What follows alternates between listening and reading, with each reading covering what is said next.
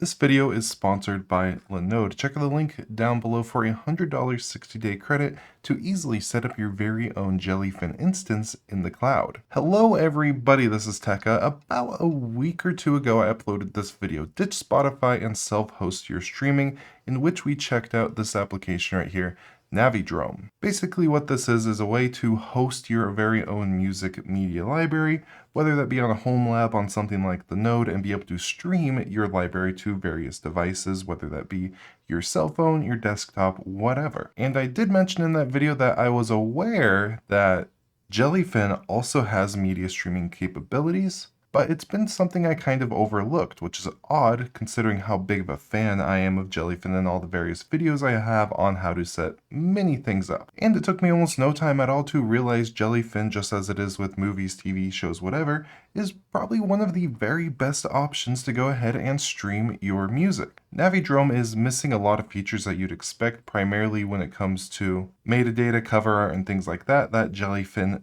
just has. And in addition just to the stock Jellyfin application, there are other options that you can get for mobile devices to go ahead and stream your music. Now, before we get into my actual library here, what we're going to do is go over to our admin dashboard. So if we go administration dashboard, and I will note if you don't have Jellyfin installed, it's a very easy process, and I have separate videos on how to do that, as well as going over various media transcoding as well as plugins. Adding new libraries, super easy. Just click add library, you pick the content type. So in this case, I added music. Folders, all this is within my media server folder, and then you can see right here I have music. Do note adults is just the category name for non-kid shows. When you go ahead and select that, then you're going to get the page of all the settings, which I'll just show you through the library I already created. So if I go ahead, go manage library, you could add all your preferred language settings. So for me, for example, I would just go ahead and select English. And then you have a bunch of options such as real-time monitoring, the metadata downloaders, which the audio DB and music bands both work very good. Music bands is actually slightly better, so I'm going to increase the priority on that.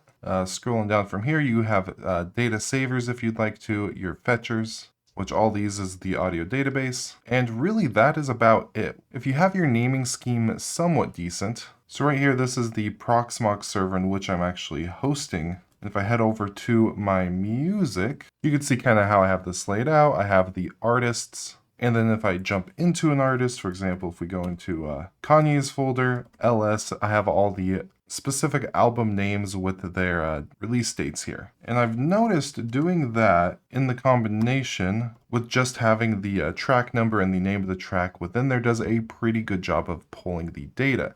You can see that here if we go back to home, I go over to music, and Jellyfin's just really good about how it organizes everything. So if I go artist here, you can see all the artists. I do have some work to do. You can see Tom Petty and the Heartbreakers versus and the Heartbreakers. But if I go over to Kanye West here, it actually pulled all of his stuff perfectly fine. And then if I open up an album here, you can see everything is looking proper, including the genres. If we go back here and go back again, and let's say, for example, let's dive into Metallica here. Everything generally pulled okay except for these 2 discs of the Garage Incorporated. So what I'm going to do is on the CD2, I can go ahead and identify this. And from here, let's just go ahead and search for Garage Inc. Search that up. And then here we have Garage Incorporated. So I'm going to go ahead and hit OK with that. And now I'm going to do the exact same thing on this CD. So identify Garage Incorporated, search that up, and then select the proper one and hit OK. And now if I go ahead and refresh this, we can see we have Garage Inc. CD2 and CD1 with the proper metadata. And that's just a quick example of how easy it is to actually fix some of this stuff on here. And you could do it on a cover art specific basis. So for example, with the Tom Petty stuff, I have some work to do on my actual library to get this to work right. But let's say if we go to Hard Promises, this album right here,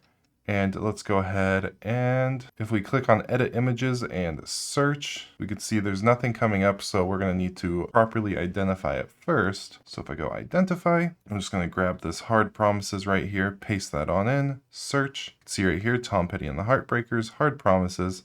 And you have the option here to replace existing images. If I click OK, there we go. It did it automatically for us, which is very nice. But if you wanted to change this or search for different art, you go over here and edit images, And if we hit search again, and here we have more options, which we actually don't because I haven't set up any additional image fetchers at the moment, which is something that you could do, whether that be for music or movies, TV shows, whatever. But you could always go ahead and just edit this manually if you'd like to, if you have a specific image you want to use as cover art. And of course, actually playing media is very nice. I'm gonna hit play on this one, turn down my audio real quick.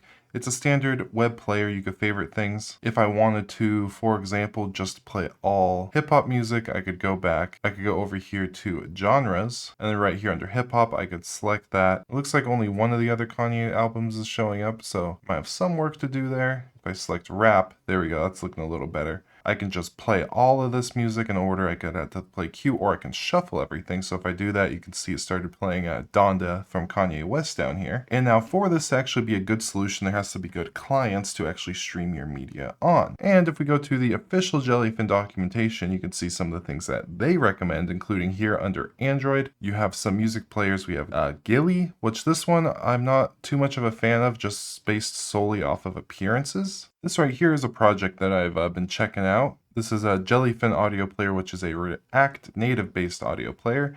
They do have beta testing for iOS, which is cool, but they currently have an APK available to download. And if I go ahead and pull this up on my phone, you can see what it looks like. It has a little bit of work to do. Let's see if I refresh. Now, this is the application right here. If we go over to all albums, you can see it went ahead and pulled just about everything perfectly.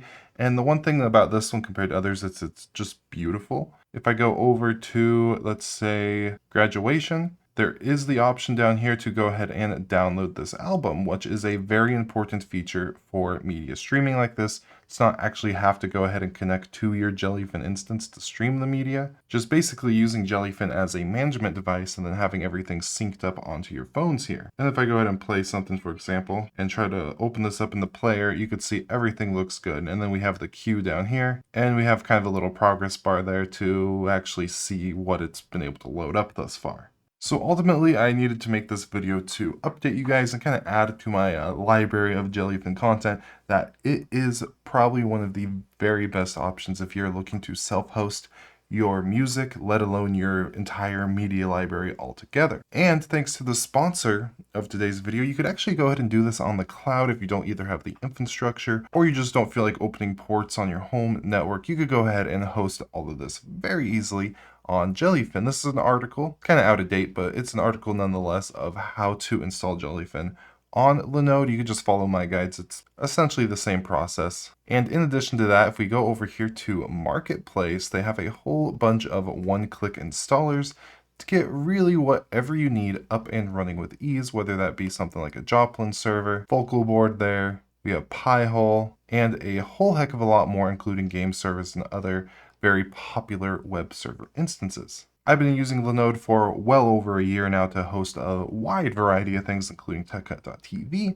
Would highly recommend it, and go ahead, again, use that link in the description for a $100 60-day credit. And with all of that, I do hope you enjoyed this video, and I do hope you enjoy playing around with Jellyfin. In addition, I'll have linked down below a playlist of other Jellyfin type videos. With all that, I do hope you have an absolutely beautiful day, and goodbye.